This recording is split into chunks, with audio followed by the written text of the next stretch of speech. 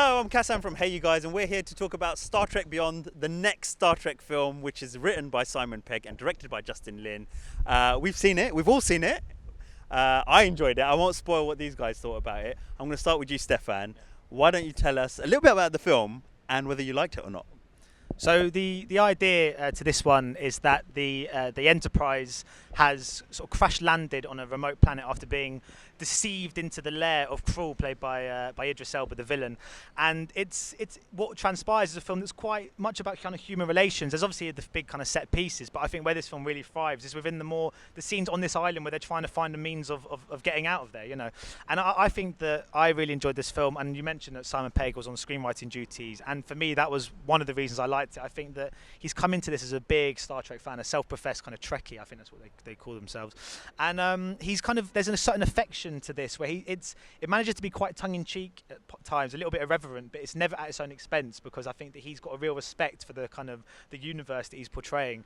And I think that it's quite comedic, but what I think he's managed to do, the balance for me, which is the main reason I really like this film actually, is that it's very intimate. I found that the scenes that are more emotional are really well judged, and I think the balance between the big kind of action elements of it and the quite kind of the more candid, very kind of character-driven scenes is just spot on. And I think in a blockbuster that can also that's sort of seldom seen, to get that balance right. This is for me, it's my favourite of the three Star Trek films. Excellent. So we have obviously had two films in this particular rebooted series of films. You mentioned the first one, which kind of set a new timeline for the series as well. Second one, I didn't enjoy the second one. I thought Benedict Cumberbatch's role kind of dominated it, and they tried to move away from the original series, but then having the character of Khan kind of ruined that. He thinks it's rubbish, obviously. Hey, Scott, what did you think? Did you think it was rubbish? I think Star Trek, well, that was rubbish, definitely. No, I really enjoyed Star Trek Beyond. It's a strange thing, isn't it, with this one? It's because the first trailer came out and people thought it was going to be much more humorous than the other two. A little bit of backlash there. You obviously spoke to Simon Pegg, didn't you, on the red carpet about such things? But I thought it was really good. It plays like an extended episode of the TV series, but in terms of its spirit and as I say, the relationship with the characters is fantastic. I really like the fact that he disbanded the group into different people, so it wasn't just Kirk and Spock, it wasn't just Bones and kind of in there, it was all mixed up. The scenes with Bones and Spock I thought were very, very strong, very, very funny. The new villain was slightly weak, I thought. Idris Elba's character, slightly weak, but it worked in terms of the story. Really enjoyed Sofia Boutella as Jayla and her scenes with Simon Pegg. That was really, really good. But it's just fun, you know, after seeing something like Independence Day, which I was so hoping was going to be so much fun. This was much better. I thought the humour really worked, and as you say, blended with the action stuff and all the set pieces that you want from this kind of movie. I think it hits the mark on pretty much everything. So I enjoyed it immensely. There we go. As you mentioned, we did speak to Simon Pegg earlier at the premiere of Star Wars, and that's when he told us about the concerns he had for the trailer, where it didn't look or feel like a Star Trek film to him. And I think he's managed to turn it around. I think the final film absolutely does feel like a Star Trek film, but also managed to feel fresh. Two things I thought that were great as well, or two new additions to the cast that I thought were great, were the two female characters. I think he wrote them really well, and I thought they completely blended into the action and felt part of the crew, part of the new cast as well. And the director, so Justin Lin, the director, has done Fast and Furious in the past. Do you think he was the right choice to do a Star Trek film? I think so, because he's come from a franchise that is getting better and better and better. So to bring him onto another franchise would hopefully mean that he'll then make this one better, and I think he actually has. I think that I was just to go back on the point, Scott. I actually agree that my one big problem with this movie was the villain. I think he was introduced. I think Idris Elba's character was introduced far too early. I think that often with a villain, it's that building up and that suspense and that kind of elusive nature where that makes him such a feared person in your mind, and he just sort of quite flippantly just turns up about kind of 20 minutes in. You're like, no, I wanted to build up to it a bit more, and I felt he wasn't quite formidable enough, so that was an issue. But I think what Justin Lin has done right, and I think combined with Simon Pegg, it's the tone, isn't it? It's getting the balance of so many different kind of aspects, and to make it feel so right in the Star Trek universe. It feels like really classic Star Trek without feeling like a kind of pastiche or anything like that, and that's a great aspect. But I just think this is a film that we could do with right now. I think it's safe to say that the world is quite fractured as it stands, particularly in the States and in the UK.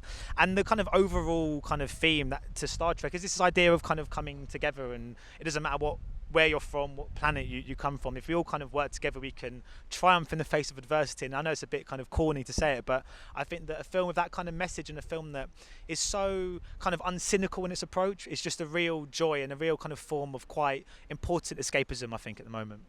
Excellent. A couple more things that I thought were really good, and I guess partly down to Justin Lin, were first of all was the recreation of Yorktown, the kind of alien base where they go, which I think just looks spectacular, one of the best looking places I've seen in the series. And also you mentioned it earlier when the Enterprise crashes, that whole sequence I think is a really standout moment in the whole of Star Trek mythology. I think it just really stays with the audience.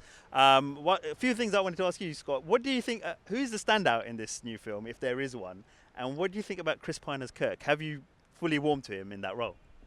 I warmed to him from the first movie, actually. I think he's a really, really good Captain Kirk. He wasn't the sort of choice at the time. You know, they obviously J.J. Abrams went for kind of small names, didn't he? But he's grown into it, and I think in this one, I think this is probably his best performance as Kirk. Actually, for me, the standout who didn't get as much in the previous movies was Karl Urban as Bones. I thought he was fantastic, and his scenes with Quinto, who has been fantastic all the way through the franchise as Spock. I thought they were the two standouts. But yeah, Karl Urban, I thought he was very, very strong. Simon Pegg's really good as always, and the supporting cast, Zoe Saldana. Actually, she's not in it as much as she has been in the other ones, but she's in it enough. John Cho, obviously, the late Anton Yelchin, very, very good as well. I think the collective is very good, but I really enjoyed Karl Urban in this, so that he's my standout in this one. Yeah, and Stefan, you spoke to them at the press junket, I guess. Did they reveal anything to you? Did you get any nuggets from them? I mean, we didn't. I think because there was quite a melancholic kind of atmosphere, obviously given Anton Yelchin's passing. So that was over. So I don't think there was this kind of there was a kind of not an inclination to be quite fun necessarily, because I think that we don't, it's not exactly, even though they should be celebrating the release of the movie, I still think it's quite a hard thing to just do. But it was interesting speaking to John Cho about the character of Sulu, of course, that he's a gay character now, which they've kind of revealed in this movie, and I think there's been quite an interesting thing, because George Takei, who obviously played the original role, wasn't quite sure if that was the right decision. So I sort of got some interesting stuff about that, and I think that John Cho, I think the sort of point he was getting across is that he sees this very much as a new creation of this character. So I think the idea, George Takei was saying that he doesn't feel that this character is gay and we should stick to, but this is a new character in many regards. So I think that got some interesting stuff there, and I think it was, but the main thing I gathered was just this kind of sense of unity amongst the camp. I mean, when you've got an ensemble feature of this nature, we have so many characters, to know that all of the kind of the Enterprise crew evidently get on so well in real life. I think particularly when I interviewed Chris Pine, Zachary Quinto and Sofia Boutella, there was lots of touching going on, lots of kind of stroking of the arms, hands on knees.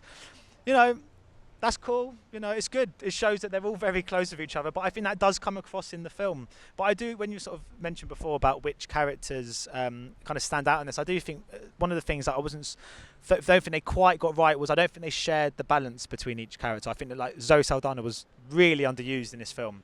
And I know it is difficult to give each character their own respective character arc, but she's one of the most talented actors in this movie, and it's a shame that she was underused, and sadly she wasn't at the junket either, so I wasn't even able to tell her that I thought she was underused. So there we are. Simon Pegg, we interviewed him at the red carpet for this film as well, and he told us he's looking forward to carrying on the series. He wants to write the next one and obviously return as Scotty as well. I guess finally, do you think that would be a wise move to see another film in the series, and do you think he's the right person to do it? And also, could you tell us what you thought about the film in general as a roundup?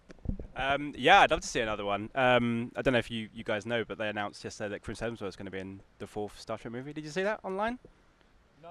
Oh yeah, apparently Hemsworth is returning for the fourth movie. Hot off the press. There you go. So that'd be interesting. But yeah, I spoke to Simon Pegg as well, and I think he's so in love with this franchise that he wouldn't take a lot of convincing for him to do another one. Justin Lin as well, I think he did a great job. I think he'd carried a franchise forward, and he said he's a big fan of Star Trek as well. So yeah, I'd be totally up for another one. As for this one, it's fantastic fun. Some great special effects, really funny.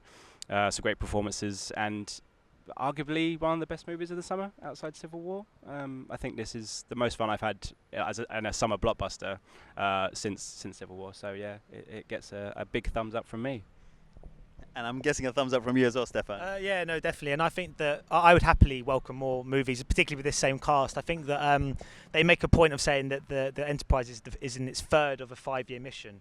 And obviously, this being the third movie, it does kind of leave it open potentially for 2 more films. And I'd love to see it. I think that I think with every passing movie, they just seem to be getting, as a group, closer. And I get more of a sense of that kind of camaraderie from them. And yeah, I think if Simon Pegg's on screenwriting duties again, I've got a lot of faith that it will be a really good film. So no, with the Star Trek films, I've always just admired their kind of approach to kind of entertainment. They're so kind of, I don't know, it's quite unrelenting, and it's just kind of like, look, we're just here to kind of provide just this kind of escapist fun. And I think that, you know, if every 2 years you can get a film of that nature, then I'm signing up for it. Excellent. I think we're all in agreement then. Really enjoyed the film. One of the best of the summer. It'll be interesting to see in the next one how the rumoured TV series, or actually confirmed now, they are going to have a Star Trek TV series, how that affects it, whether they change the tone or style or try and have a continuity between them. That would be my only concern. But apart from that, I think Pegg returning would be great because he is such a true fan of it. I think all the cast have now really grown into their roles. Like you mentioned, the ones who maybe were underutilised this time around could have a bigger, more prominent role next time around. That's probably a way of addressing that. You've done a full review for us on HeyUGuys. Make sure you check that out. 4 stars. 4 stars. I was going to save that. I didn't want a spoiler in there, but there you go. So I think we're all giving it 4 stars. Read the review. Check out our interviews from the red carpet as well. And we'll see you next time. Ladies and gentlemen, you're watching Hey You Guys! Hey You Guys, huh? Hey, you guys. Is that from the Goonies? It is indeed, yes. Nice. Hey!